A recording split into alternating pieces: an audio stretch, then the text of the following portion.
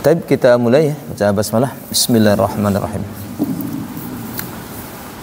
Pekan lalu kita sudah membahas materi pertama, yaitu tentang mengenal huruf hijaiyah. Ada beberapa poin yang kita bahas. Yang pertama adalah tentang posisi huruf-huruf hijaiyah yang ada 29 atau kalau di sini 28 ya. Di mana posisinya? Posisinya ada di 3 tempat. Yang pertama adalah di tenggorokan, ada di lidah, ada di bibir. Tenggorokan ada 6, kemudian bibir ada 4, kemudian ada 18 ada di lidah. Jadi semuanya 28. Tetapi sesungguhnya ada 29. Di sini tidak ada satu huruf. Huruf apa? Alif, enggak ada. Ya. Karena alif makhrajnya ini al-jauf. Tapi di situ di buku yang baru ini kita kasih penjelasan. Jadi selain huruf ini ada juga huruf alif, huruf waw dan iya untuk memanjangkan harokat yang posisinya ada di al-jauf. Jauf ini rongga antara tenggorokan dengan mulut, di rongganya. Jadi makhrajnya itu kalau huruf-huruf yang ada ini, yang ada 8 makhrajnya ada, titiknya ada. Tapi kalau al-jauf titiknya enggak ada, dia adanya di rongga gitu, rongga antara mulut dengan tenggorokan ini, yang disebut al-jauf. Ini di buku ketiga ya, sudah kita bahas itu makhrajnya. Dan di buku 1 ini hanya 3 saja yang kita kenalkan, yaitu al-halq atau tenggorokan, al-lisan atau lidah, asy-syafatan atau bibir. Nah, untuk memudahkan mengingat, karena untuk menghafal huruf-huruf ya dengan posisi seperti ini agak kesulitan kita, maka kita buat skemanya. Ini skemanya seperti ini. Tenggorokan bisa lihat di buku ya, kalau ada bukunya ada semua ya. Ada tenggorokan ambil 6. Jadi posisinya yang paling bawah adalah A dengan H. A, ha, kemudian A, ha, kemudian Gho, kho. Ya, posisi ini tidak bisa dirubah, dia sudah baku, darisannya begitu. Di tajwid manapun kita akan mendapatkan seperti ini. Jadi A pasangannya ha, A pasangannya ha, Gho pasangannya kho. Nah, saya susun seperti ini biar mudah diingat. Perhatikan, yang sebelah kanan itu hurufnya mirip. A, kepala A itu hamzah di bawah tuh mirip dengan ain kan, kepalanya mirip dengan ghain, cuma ghain ada titiknya aja. Jadi untuk sebelah kanan A, hamzah ya, ain dengan ghain. Kemudian yang sebelah kirinya suaranya sama, ha dengan ha, itu kan sama kan, ha dengan ha itu sama.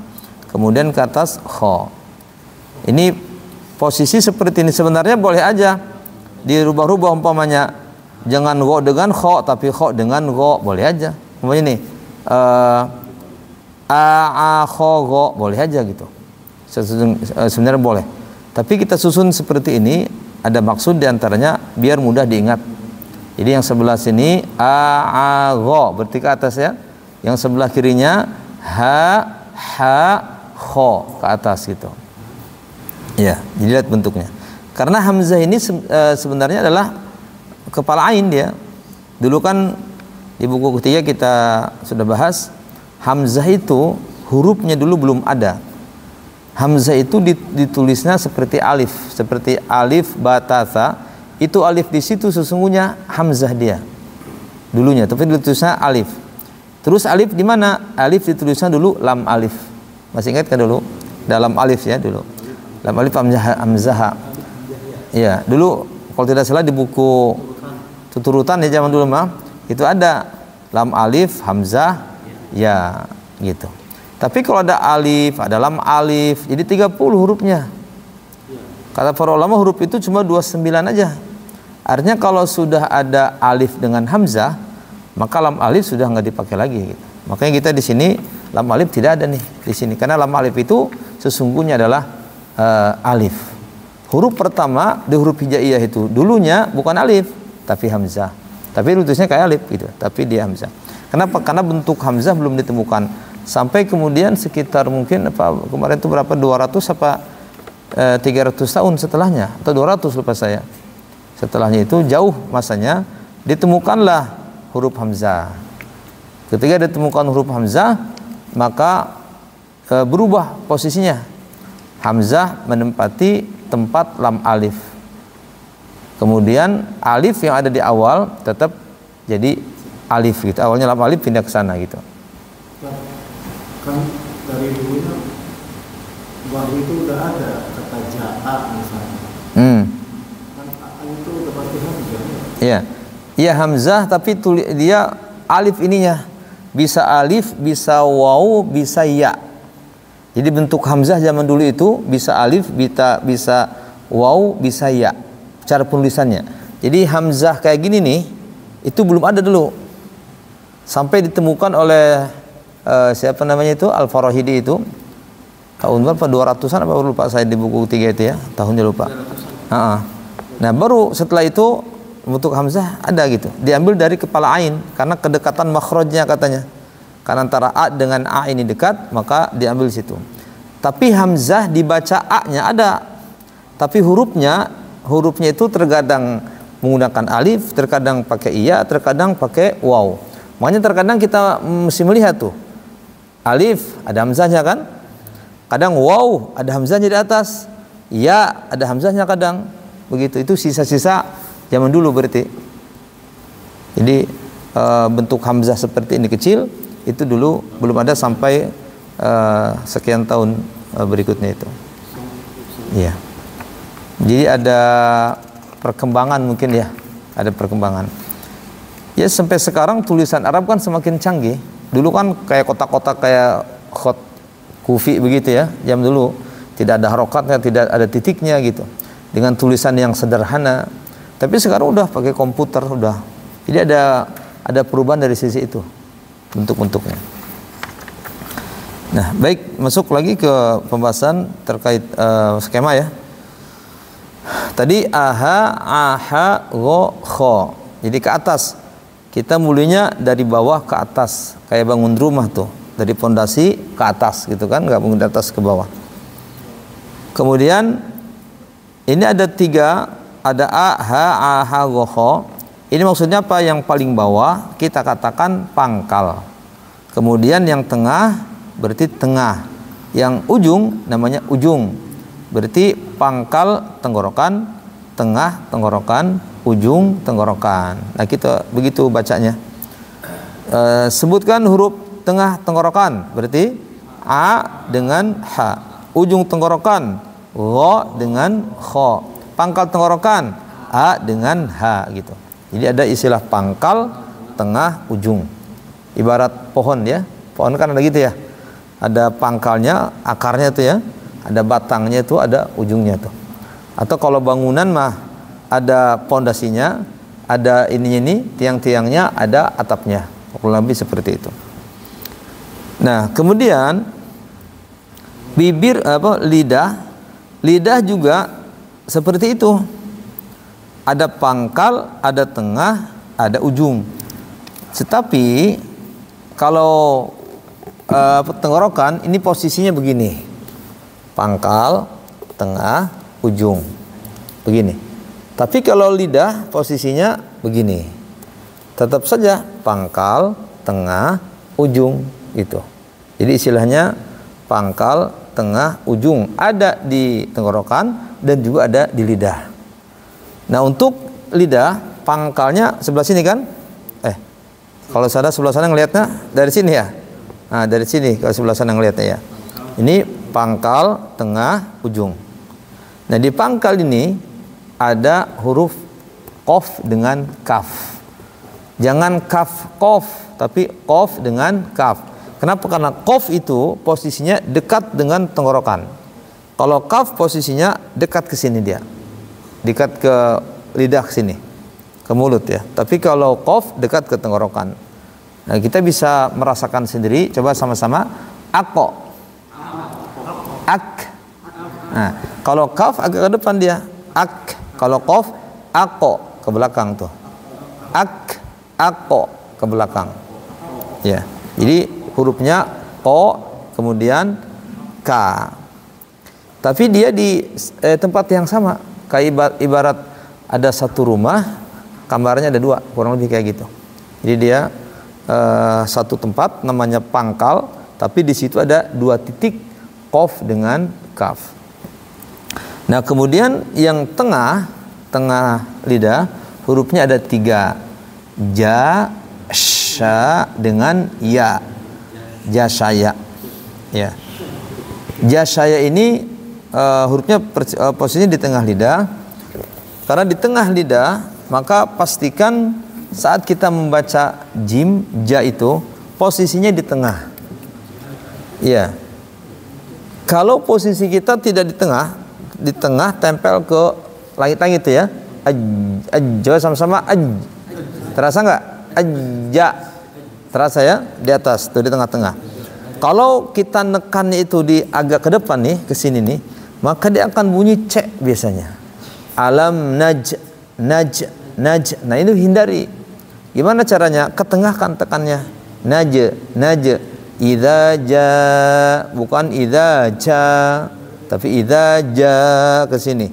Alam naj'alil arda mihada. Naj di sini posisinya. Bukan kalau di sini naj ada c-nya. Nah, c ini dihindari. Ya. C dihindari, makanya ketengahkan. Naj. Kemudian yang kedua adalah sin besar. Sin besar ini dia punya sifat namanya at-tafasyi. Ya, kalau masih ingat di buku ketiga, at-tafasyi. Tafasyi itu artinya suaranya menyebar. Kan? Tapi kalau kita perhatikan tengah lidah dengan tengah langit-langit nempel tidak? Nggak nempel. Tapi kalau jim nempel tuh. Ajja nempel. Ini nggak nempel. Iya. Tapi mulut kita juga tidak perlu dimonyongkan. Kadang ada orang bacanya monyongkan. Ini biasa aja. Kan dia huruf tipis. Dia kan huruf tipis kan? Huruf tipis tahu dari mana? Harokat fathah bunyinya sya gitu. Itu tipis. Kemudian berikutnya ya. Ya juga di situ. Nah, kita kalau membaca kalimat iyyaka na'budu wa iya itu rasakan ya itu ada di tengah posisinya. Karena kalau tidak di tengah iya nanti jadi mad. Iyyaka na'budu wa iya. Jadi i jadinya kalau kita di sini. Maka ke tengah ditekannya iya. Ada di surah Toha kalimat as-samiri. Ya, jadi tekanan di tengah itu. Nah, di situ kannya iyyaka na'budu wa iya. Jadi di situ. Jadi hurufnya ja, sya dengan ya. Qoka, ja, sya, ya. Nah, sebelum ke ujung, khusus untuk lidah ini agak beda sedikit dengan yang tenggorokan. Dia ada pinggir.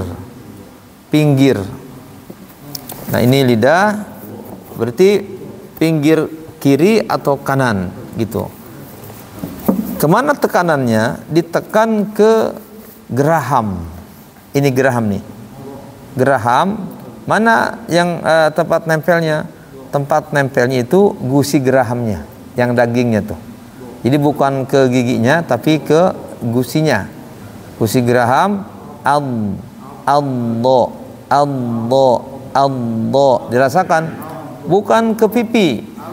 Kadang ada orang yang ke pipi sehingga ininya gelembung. Jadi tidak Allah, enggak begitu. Jadi ini pinggir tempelkan ke mana nih? Gusi geraham atas tuh. Allah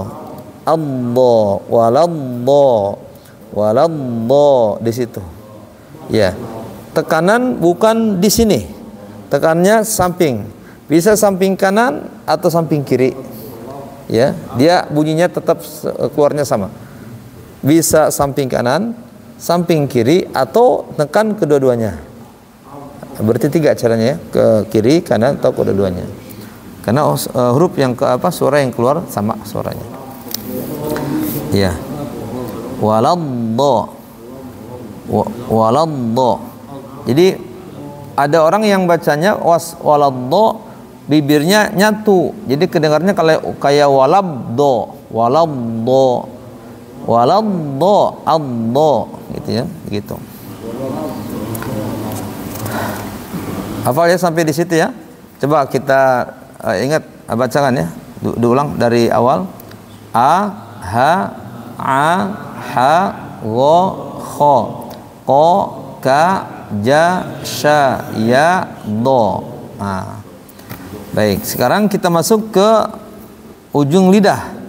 Ujung lidah ini hurufnya paling banyak dia, ada 12. 12 ya, 3 kali 4 12. Nah, ini sengaja kita buat garisnya seperti ini.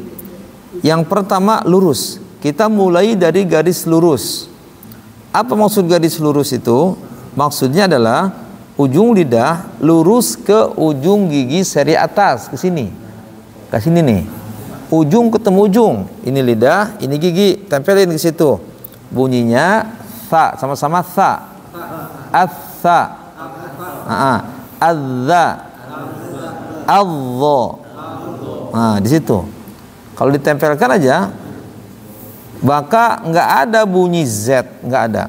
Kadang orang baca azabun alim, azabun alim, alladzi, allazi, kan kadang seperti itu. Nah, kenapa? Karena dia belum tepat, naro lidahnya itu belum tepat posisinya. Nah, letakkan ujung lidahnya di ujung gigi seri atas. Gigi seri itu ini, yang dua ini kan gigi seri ya.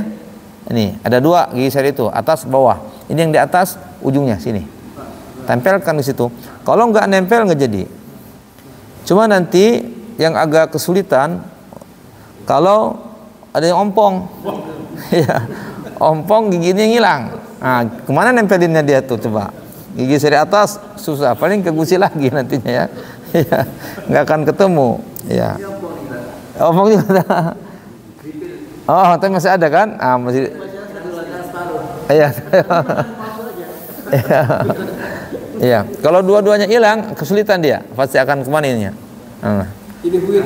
Ya, kalau masih ada minimal terbantulah ya. Iya. Paling ke gusi dia nantinya. Atsa, adza, adza, paling ke gusi nanti ininya. Iya. Tapi normalnya, karena normalnya kan lengkap semuanya ya. Nah, ini ujung lidah ke ujung gigi seri atas gitu. Jadi kita mulai di situ. Tidak mulai dari atas, tapi mulainya dari tengah ini. Kenapa tengah? Karena mulai dari sadado, tadato, lanaro ini gigi atas pembahasannya. Nanti yang paling bawah nih, ini gigi bawah. Makanya saya buat jaraknya dipisahin tuh. Ada space tuh ya. Zasaso ke atasnya itu, maksud saya biar pikiran kita untuk sadado, tadato, lanaro atau ronala ya di sini. Itu ke atas, ini ke bawah. Jadi mulai dari sadado, tadato, di yang terbaru kita tulis lanaro. Ya. Kalau ada ronala dipindah aja, lanaro dibuat, ya. Kenapa kita buat begini? Ini kan ijtihad aja sebenarnya.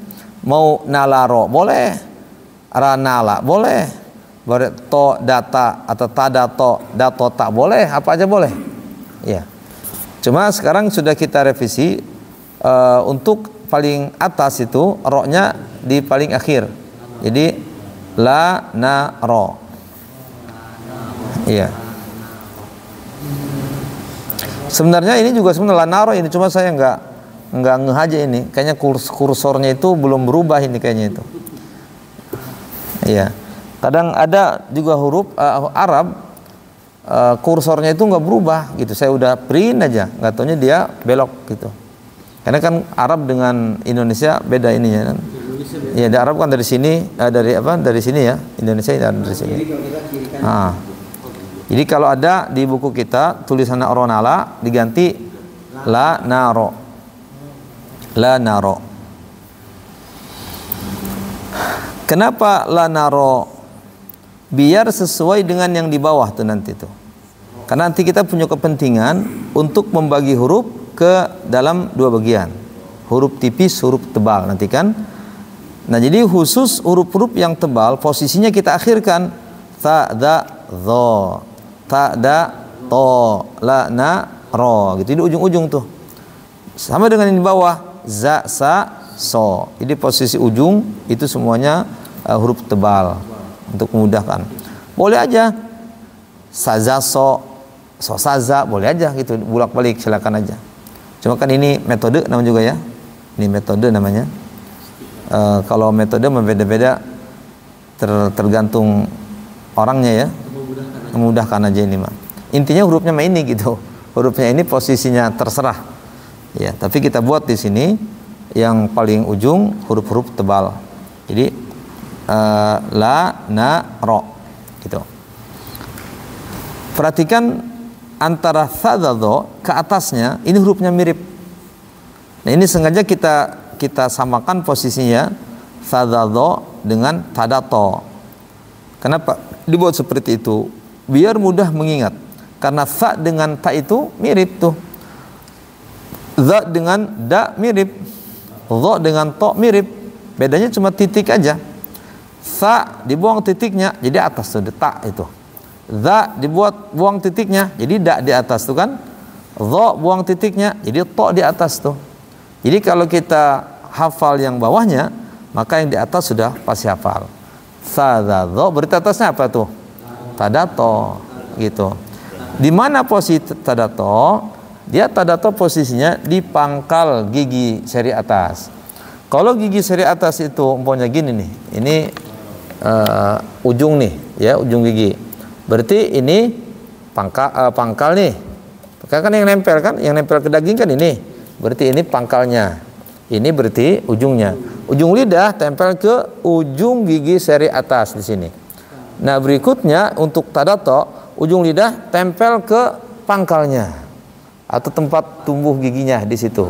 Ya, tadato di situ. Ya. Kemudian yang lanaro itu tempel ke gusinya. Berarti ke atasnya lagi sedikit. Ya, la kita merasakan sendiri karena kita mempraktekkan tiap hari.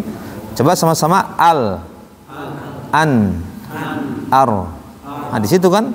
Coba at. Terasa agak bawah. Ad. At. Tuh, ada bawah, agak bawah dia. Ya, terasa oleh kita. Coba sama af. Af. Atsa. Adza. Adza. Nah, di situ kan terasa. Jadi tha dha dho ini ya. Tha dha dho. Kemudian di sini pangkalnya ta da to, ke atas lagi la na ro. Berarti tidak ada di sini untuk tengah gigi, nggak ada berarti ya. Ujung pangkal berarti. Ujung pangkal terus gusi. Jadi nanti bahasanya itu ujung lidah bertemu dengan gusi atas. Ujung lidah bertemu dengan pangkal gigi seri atas. Ujung lidah bertemu dengan ujung gigi seri atas. Gitu yang bahasanya gitu. Ya.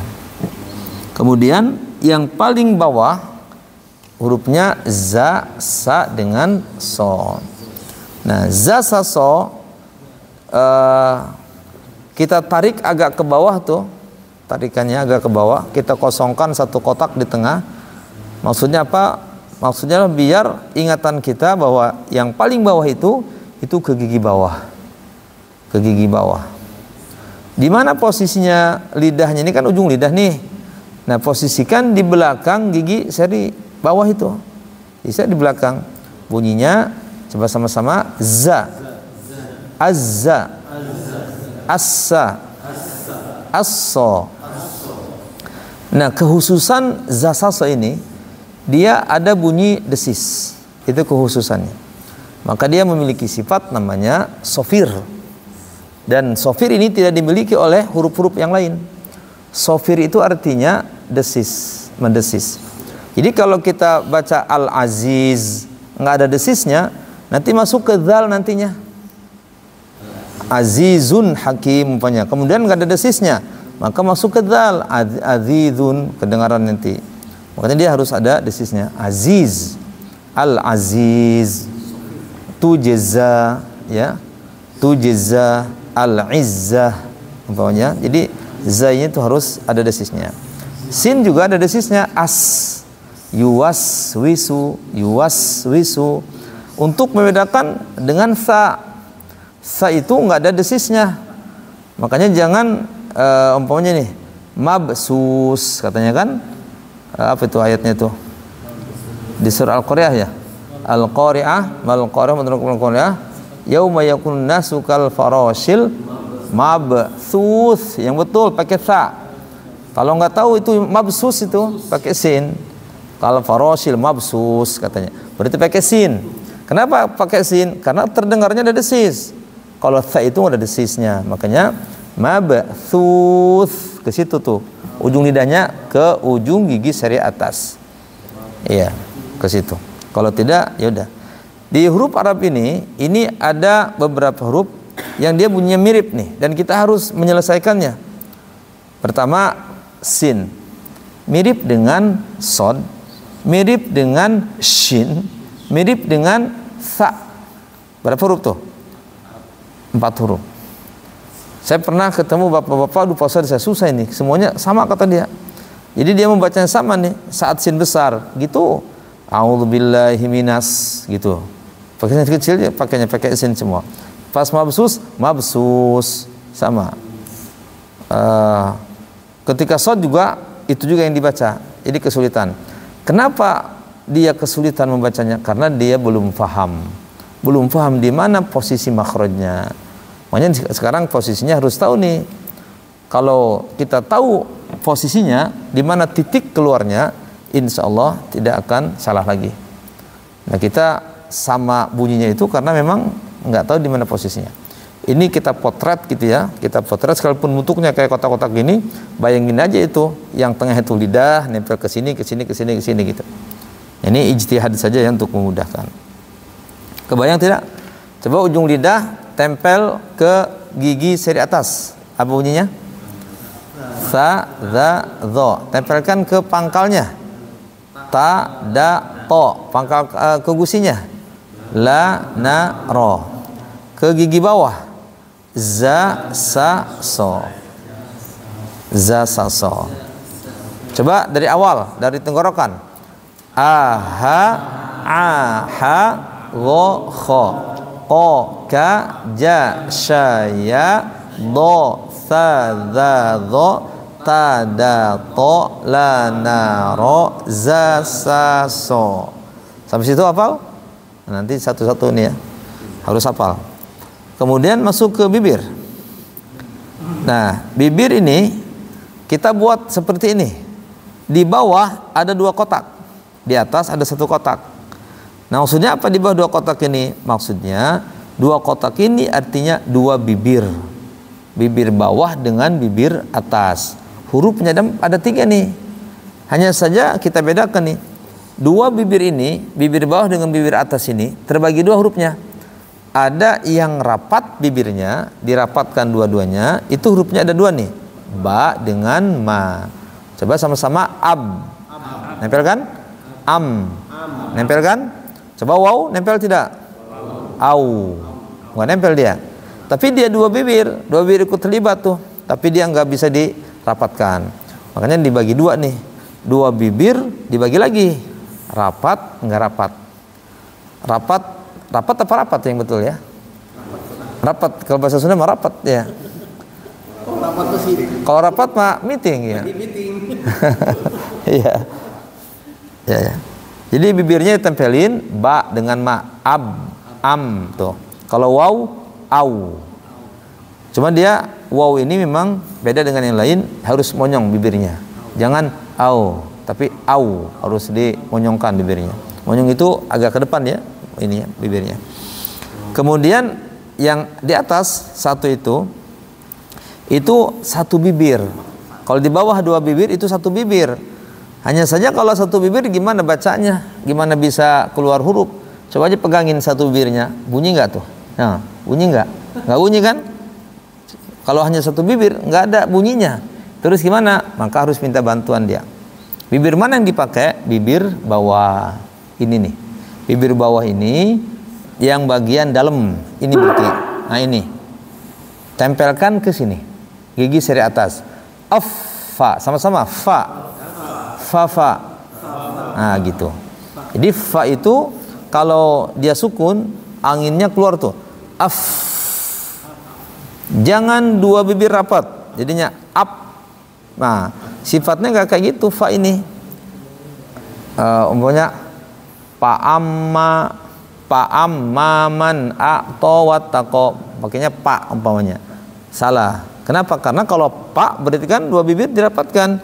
Sedangkan fa ini makhrajnya di satu bibir aja, bibir bawah, kemudian ditempelkan ke gigi seri atas. Off gitu. Ya. Tapi bibirnya bagian mana? Dalam, bukan luar. Keluar kan begini, fa. Kesulitan kita kalau fa gini. Makanya yang enak pada di sini. Fa idza qad aflaha, itu di situ. Ya. Jadi nggak ada pa, nggak ada pe, ya, pe nggak ada. Ya, puyem. Ya. Di Arab nggak ada pe. Kalau ada huruf P, orang Arab itu langsung masuknya ke B, dia ke huruf ba. Yang memudahkan dia untuk mengucapkan itu bukan ke pa tapi bukan ke fa tapi ke ba. Makanya kayak Pakistan kan pakai P kan? Dia nggak bisa Pakistan orang Arab tuh. Makanya bacanya Pakistan pakai B. Super berarti subar. Subar market. Ke Saudi itu lihat tertulis subar market, bukan supermarket. Jadi P mereka harus latihan lagi kalau pengen fasih bahasa Indonesianya. Iya. Orang Sunda juga sama, saat ngomong bahasa Arab jangan P, nggak ada P. F gitu ya, F dibacanya P kan. Saya punya kawan dulu orang Ciamis. Kita punya organisasi Forum Komunikasi Mahasiswa Indonesia, FKMI. Dia mau bacanya FKMI. Ya, FKMI katanya, bukan FKMI. Karena memang kebiasaan ini ya, karena setiap daerah punya lidahnya masing-masing. Ya. Setiap daerah punya lidahnya masing-masing. Kayak orang Bali naruh ta itu di mana kita nggak bisa. Ya, t-nya itu kan lain dia itu. Makronya lain. Jawa juga sama, mungkin dalnya naruhnya beda kan dengan Arab. Alhamdulillah di sini untuk Arab ini kita dipandu di mana lidah kita harusnya tuh. Dan ini baku untuk seluruh dunia ini. Sehingga karena seluruh dunia kayak gini, siapapun yang baca Quran, belajar Quran, nanti baca-bacanya sama. Mau orang Inggris, mau dia orang hitam, orang Afrika, orang manapun dia akan sama. Jadi saat baca sa ya begitu untuk ujung lidah ke situ. Jadi sesuai. Makanya sedunia akan sama bacaannya. Ini kekhususan Al-Qur'an, Masya Allah ya. Kekhususan Al-Qur'an. Jadi bama wafa. Kita mulai dari bawah nih. Dari bama wafa, jangan dari fa bama wa, tapi dari bawah dulu. Sebagaimana tadi dari bawah aha gokho dari bawah. Kemudian sada tada sadadho tadato lanaro dari bawah, bama wafa dari bawah. Nah begitu. Kebayang? Coba tutup bukunya sekarang, takut ngintip. Nanti buku dikit-dikit ya. Coba sama-sama dulu dari tenggorokan paling bawah. 1, 2, 3. Ha go kho ko ka ja sha ya do fa za zo ta da la na ro za sa so ba ma wa fa. Ingat nggak? Ba ma wa fa. Ya. Ya, jasa ya dengan za sa so, hati-hati karena mirip, agak mirip. Ini bunyinya agak mirip nih. Jadi yang tengah za sa so. Enggak, bacanya mulai yang lurus dulu. Sadado, tadato, lanaro, baru ke bawah. Zasaso. Ya. Yang lurus ini mulai gigi bawah. Gigi atas. Gigi atas dimulainya dari sini. Pangkal apa nih? Ujung ya. Ujung, pangkal, gusinya. Di sini mulainya. Baik, ulangi. Sadado. Sa, za, zo ke atas. Ta, da, to ke atas. La, na, ro ke bawah. Za, sa, so bibir. Tapat. Ba, ma, wa, fa. Jadi fa nanti terakhir. Jadi kalau ada pertanyaan, sebutkan huruf hijaiyah sesuai dengan makhrajnya. Berarti begitu ya. Aha, aha, goho. Tapi kalau secara umum ya abata fajahaho gitu semuanya. A'udzu billahi minasy syaithanir rajim. Bismillahirrahmanirrahim. Alam nashrah laka sadrak wa wada'na 'anka wizrak alladhi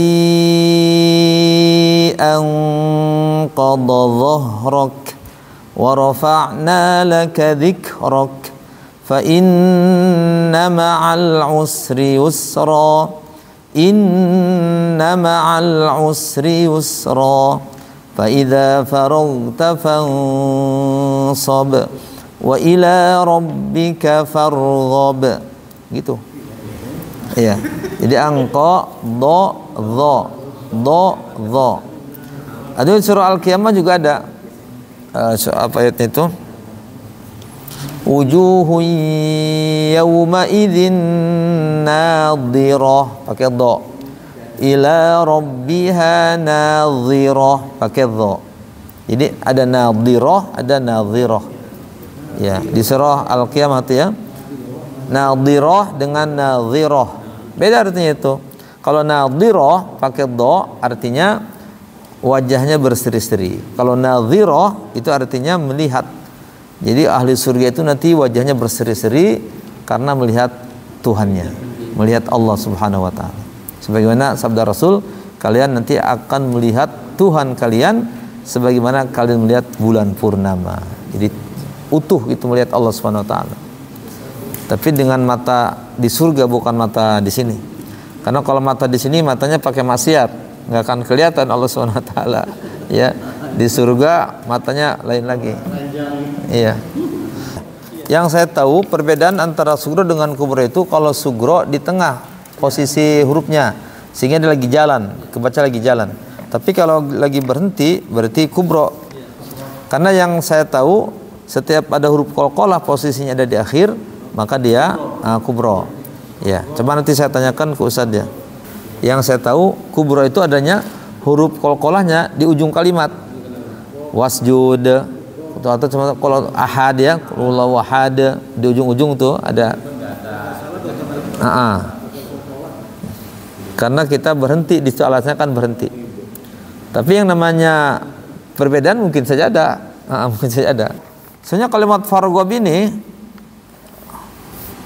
sebentar. Sama dengan fansob. Fansob farghab fil amr. Ini juga fil amr. Fil itu kata kerja perintah. Kata kerja perintah itu sukun. Ini sama dengan ini juga nih. Kalau misalnya apakah karena ya, maksud saya lihat di akhir surah Iqra juga sama. Di akhir surah Iqra di halaman di sini 121. Kalau di buku lihat. Di buku halaman 121 ini mirip. Wasjud wa qtarib. Pas waqtarib juga enggak ada harokatnya, enggak ada sukunnya. Di buku kita ini di halaman 121. Atau surah Al-Alaq kalau di Quran bisa dilihat. Ada di situ sukunnya enggak ada ya? Karena definisi qalqalah kubra itu kan apabila dia huruf dannya di akhir. Kalau di tengah sugro kan, gitu definisinya. Tapi kalau dia di akhir juga masih sugro, berarti definisinya harus dirubah tuh. Apa itu definisinya nanti? Atau pengecualian? Walau soal. Iya. Ya. Coba nanti saya tanyakan. Kalau di surah Ad-Duha itu ya, Ad-Duha 122 itu, dia masih fi'il amr, fahaddits, tapi ada sa-nya. Ya, ada apa? Ada sukunya di sa. Fahaddits itu kan fil amr juga sama. Fala tanhar ya. Ya, coba nanti saya tanyakan ya. Berarti ada di surah Insyirah dengan surah Al-Alaq. Tapi ke bismillahnya ada tasbih. Apa kalau misalkan dilanjut langsung ke Oh iya kali ya. Jangan-jangan karena idgham mutamatsilain ya. Coba. Oh iya, betul. Kayaknya ke situ itu. Kayaknya ke situ. Idgham mutamatsilain. Wa ila rabbika farghab bismillah, ke situ kali. Paham nggak Pak ini? Pak Hilman. Kan kita kalau baca Quran itu kan boleh dua surat disatuin kan? Di wasol bacanya. Kalimat farghab itu kan ba. Depannya apa tuh? Bismillah, ba lagi. Ya kan? Kalau misal mungkin ada kemungkinan kenapa? Karena dia diidghamkan ke sini. Idgham mutamatsilain. Wa ila rabbika farghab bismillah, begitu ya, atau wasjud waqtarib bismillah gitu. Waqtarib itu ada sujud tilawah kan? Ada sujud tilawah. Tapi sujud tilawah ini sunnah aja. Yang mau dilakukan, yang tidak juga nggak apa-apa. Ada kemungkinan bisa yang saya pahami sekarang nih, karena dia ba ketemu ba, maka dihilangkan sukunnya. Karena secara umum idgham mutamatsilain biasanya huruf pertamanya nggak ada harokatnya. Coba di punten di Quran itu lihat surat Al-Baqarah di awal. Rabihat, kalimat rabihat ada dua ta di situ kan? Coba ta pertama ada sukunnya nggak? Berarti itu. Ini kan dia idgham mutamatsilain kan? Mutamatsilain. Karena mutamatsilain maka tanya tak pertama nggak ada sukunnya. Kenapa? Karena masuk ke ta yang kedua. Kelihatannya di situ penjelasannya. Ya, karena ini masuk ke ba bismillah, maka ba pertama dihilangkan sukunnya. Sama dengan kalimat tadi farghab. Tapi kalau fahaddits karena bukan ba dia ada sukunnya. Gitu. Fahaddits bismillah kan begitu. Ada di situ juga banyak ya idgham mutamatsilain ya, banyak. Al-misab. Tapi kalau umpamanya ini masuk ke ini, Ustadz itu jelasin nggak alasannya selain itu? Yang Pak Hilman tahu? Cuma pengecualian aja. Jadi kalau suatu kolah tidak ada harkat atau tidak ada sukun, walaupun dia di ujung tidak kubro. Kata dia gitu. Ustadz siapa itu yang ini? Syarif. Oh, Ustadz Syarif. Oh ya, mungkin. Tapi saya baru dengar ini apa namanya? Informasi baru dengar saya. Iya. Beliau saat itu membahas ini tajwid. Oh, tafsir. Ini ada dua. Dia membandingkan kalau ahad sama itu. Kalau ahad kan ada pakai ada sukun dan ada iya. Da walam yulad. Itu enggak didekat, enggak dibuka. Membandingkan antara kalau Iya. dengan sugro. Sugro malah juga nggak dipakai dia kan? Ya? Lam yalidnya dia nggak ini juga. Iya, nggak ada kotolan gitu. Karena dia seharusnya sugro. Lam yalid wa lam. Oh, itu tengah kan? Ya. Sugro. Iya. Dia sebenarnya kalimat lam yalid itu kalimat yalid, dalnya ada di ujung sebenarnya. Cuma kan kita sedang tidak berhenti di situ.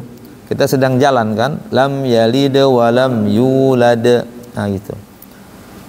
Tapi bisa saja wal misal, tapi saya baru tahu kalau kayak tadi penjelasannya.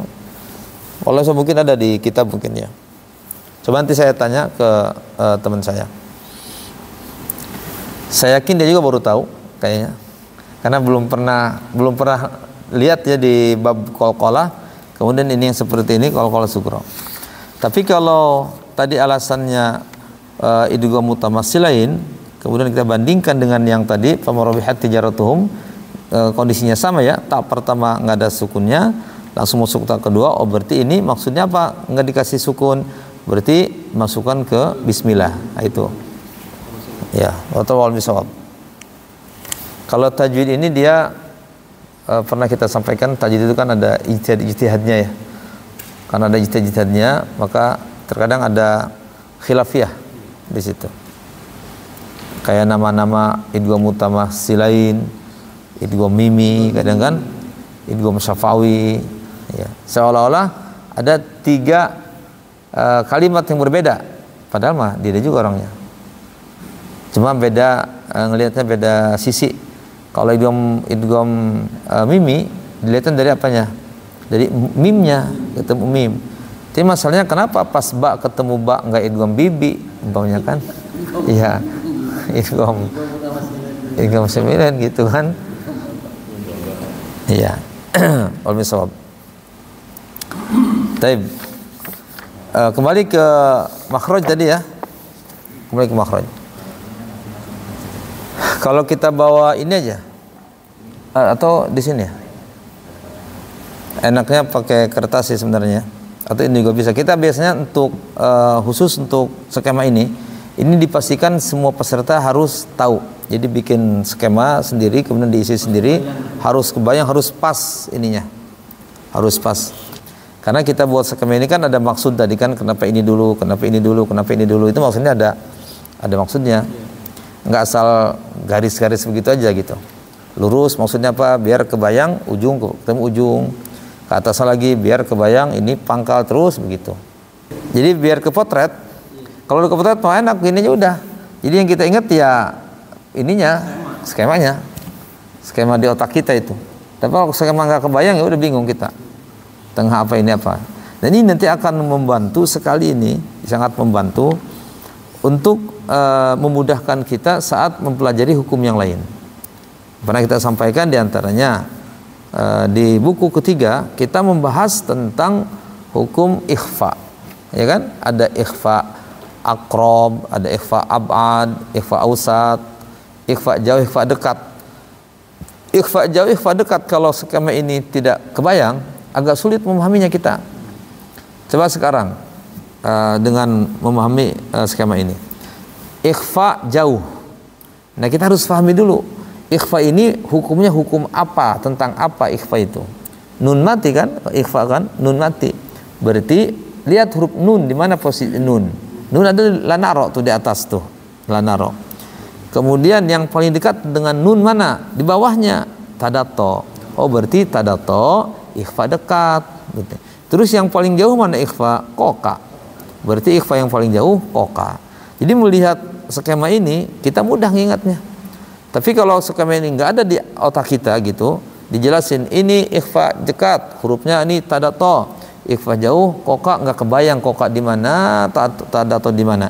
Kenapa koka disebut jauh, ini disebut dekat gitu? Emang dia jauh, emang dia dekat? Kalau dia tidak tahu posisinya akan sulit. Atau apa sekalipun paham mungkin agak lama memahaminya, jauh dekat itu istilah jauh dekat. Tapi dengan melihat ini kan kelihatan. Oh berarti tadato di bawah nun, yang paling jauh koka, berarti sisanya wasat, udah tengah-tengah. Sama juga dengan ketika kita memahami. Nah sekarang coba huruf alif lam syamsiah qamariyah ini kan hurufnya sama 14. Bisa nyebutkan nggak kita dengan mudah? Sebutkan huruf alif lam syamsiah. Sebutkan huruf alif lam qamariyah yang 14. Kalau kita tidak tahu skema ini, agak kesulitan kita nyebutnya. Agak kesulitan. Kenapa harus dipilah-pilah? Alif masuk kemana ya? Ba kemana ya? Tak kemana ya? Bingung kita. Tapi dengan skema ini mudah. Gimana caranya? Gimana caranya coba? Di sini di buku yang lama 78 9 belum ada hurufnya. Nah, di buku yang baru sudah kita tambahkan. Ya kan? Di sini cuma alif lam dibaca gitu doang. Hurufnya ada berapa? Nah, belum tahu. Tapi di situ buku yang baru tuh sudah kita sertakan. Iya. Hurufnya apa aja?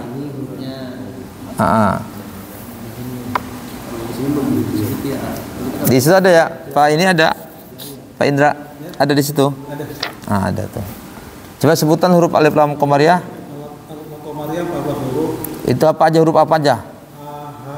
Berarti huruf apa itu? Tenggorokan. Nah terus? Ya.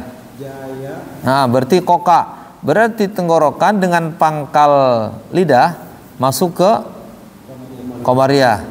Ditambah dengan jaya. Jaya itu dari jasaya sebenarnya. Jasaya kan?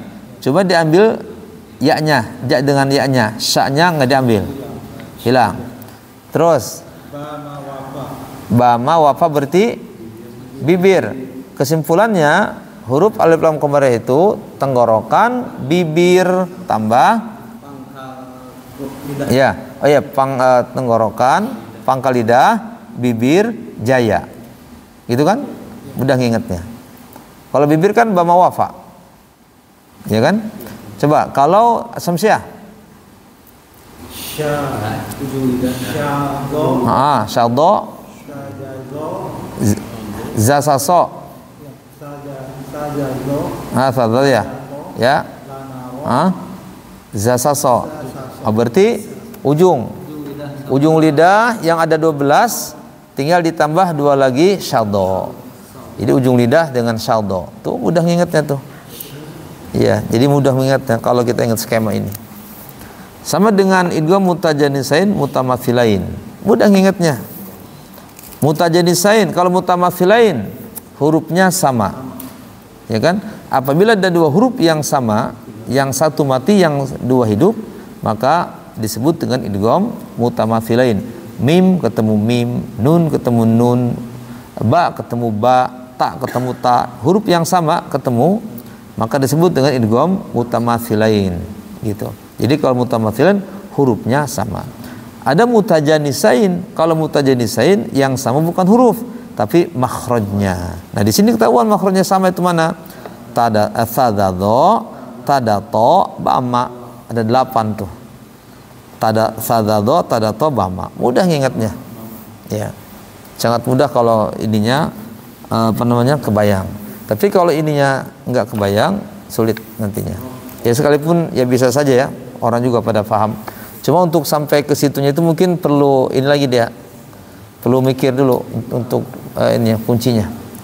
Tapi ini sangat membantu sekali untuk mengingat kita. Nah itu.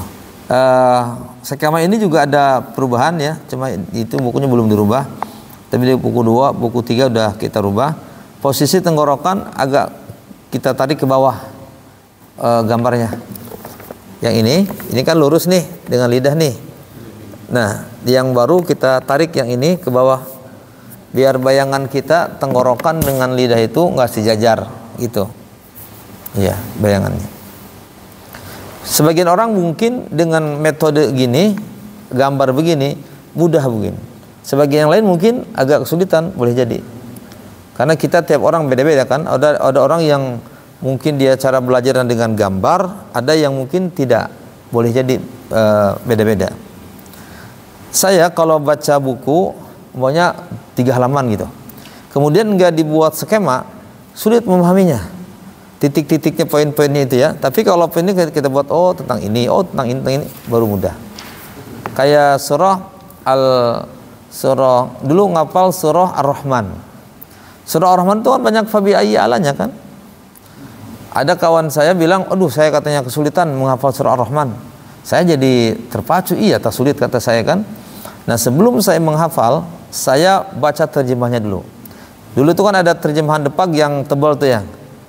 Yang terjemahan Depag, masih ada mungkin sekarang juga ya. Mungkin ada coklat, yang biru, ada beda-beda tuh.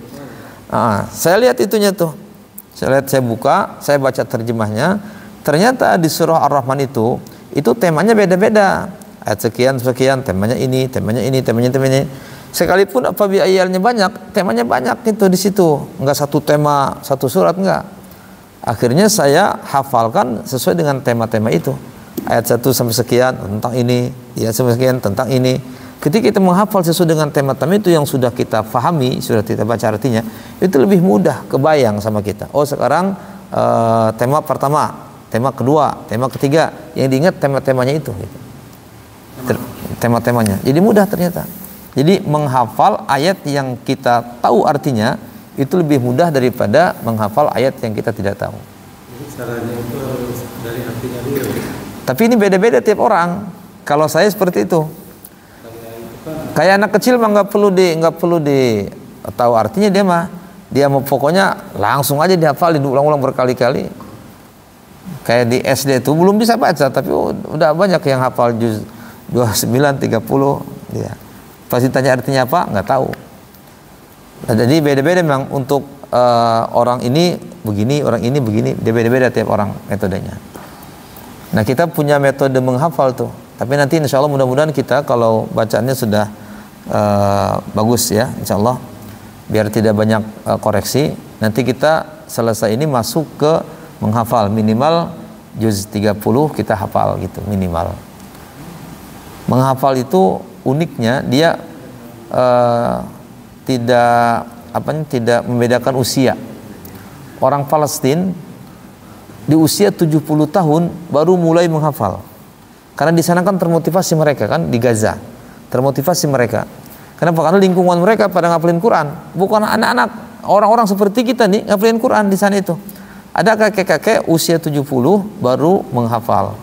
Alhamdulillah usianya panjang sampai 80 dia masih hidup. 10 tahun dia menghafal Quran sampai selesai 30 juz di usia 80 tahun. Saya lihat fotonya dia sedang setoran ke ininya musyrifnya. Musyrifnya masih muda, dia kakek-kakek lagi setoran dia. Masya Allah kata saya. Artinya ternyata Quran itu nggak sama dengan yang lain. Yang lain kan ada peribahasa belajar di waktu kecil bagai mengukir di atas batu. Kalau belajar waktu dewasa di atas air. Ini nggak berlaku untuk Quran, nggak berlaku dia. Jadi sama siapa yang belajar bisa, mau usianya kapan saja bisa semua Quran itu. Allah memudahkan. Iya. Kalau kan udah ada ayatnya, walaqad yassarnal Quran katanya kan kata Allah, dan sungguh telah kami mudahkan Al-Quran. Fahal mudakir, ada enggak orang yang mau belajarnya, menghafalnya? Dikembalikan ke kita, dari Allahnya sudah dimudahkan.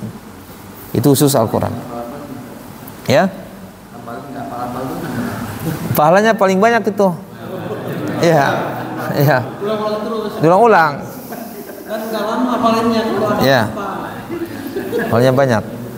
satu surat 19 ayat tuh berbulan-bulan hafal-hafalin. Ya. 19. Berarti harus 100. Saya buat metode menghafal, saya ibaratkan seperti orang bangun rumah. Bangun rumah itu dimulai dari fondasi dulu kan, fondasi, kemudian tiangnya, baru atapnya. Nah fondasinya itu satu surat dibaca 50 kali. Umpamanya kita menghafal surah An-Naba. An-Naba itu kita baca aja tiap hari nyantai. Pokoknya sampai 50 kali. 50 kali itu umpamanya sehari 5 kali. Berarti perlu berapa hari tuh untuk 50? Perlu 10 hari. Setelah 10 hari berarti kita sudah beres bikin fondasinya. Setelah itu baru kita masuk ke tiangnya. Tiangnya gimana caranya? Setiap ayat kita baca 20 kali. 20 kali sambil membaca gini. Setelah itu tutup 20 kali tanpa melihat. Terus ayat keduanya 20 kali kita ulang-ulang sambil ngelihat aja. Nanti tutup 20 kali lagi ulang tidak ngelihat. Nanti kita rangkai ayat 1 dan ayat 2 ulang putar-putar lagi gitu. Sampai selesai satu tema. Makanya kita buatnya metodenya kita per tema ngapalnya. Kayak tadi itu ya, saya sampaikan tuh per tema. Sehingga setiap surat itu harus kita pelajari dulu ini tema A, temanya apa aja. Ayat 1 sampai berapa nih tema ini, terus gitu. Kita kasih pensil. Jadi kita menghafalnya per tema. Kalau sudah selesai seperti tadi per ayat itu 20 kali dengan melihat, tutup lagi 20 kali, terus begitu sampai selesai satu surat. Nanti tinggal bikin atap. Atapnya itu untuk apa coba atap fungsinya? Melindungi kan, biar nggak kena hujan, nggak kena angin, nggak kena panas. Nah itu kita bahasnya pemantapan hafalan.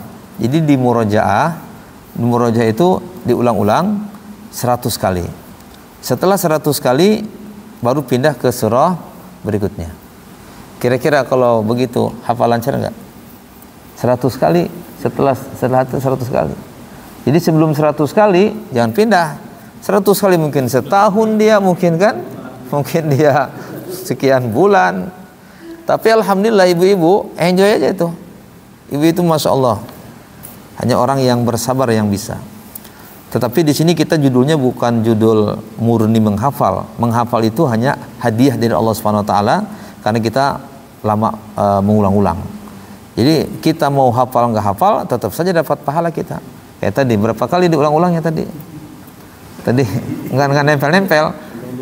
Iya, kita jangan ngelihat. Makanya judulnya jangan judul ngafal. Judulnya baca. Judulnya baca. Karena kita sedang baca dapat pahala bacanya. Kalau kita judulnya ngafal, sekalipun kita baca banyak, ketika nggak nempel, aduh sia-sia kata dia. Enggak ada yang sia-sia bersama Quran. Karena setiap hurufnya adalah 10 kali. 10 diulang-ulang 100. Jadi berapa satu huruf doang tuh?